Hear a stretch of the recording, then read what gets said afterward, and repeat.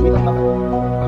প্রথমে গণেশ ঠাকুরটাকে, পুরোনো গণেশ ঠাকুর, প্রথমে জল দিয়ে গণেশ ঠাকুরটা ভালো করে ধুলাম, গোল্ডেন ধুয়ে ভালো করে পরিষ্কার করে নিয়ে